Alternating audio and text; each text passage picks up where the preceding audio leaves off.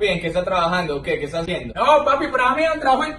Ah, se le descargó. Sí, Sas, no tiene un cargador que me preste. Y claro, papi, ahí en mi habitación, al fondo, hágale. Al fondo. ¿Y solo tiene ese cargador? Si vos vaya por él. Sí, pues voy a ir. ¿No qué? ¿Qué pasó? No, que el 1% del celular me dura. Eso no se me apaga ahora, tranquilo. ¿Estás seguro que no se le apaga? Sí, relajado.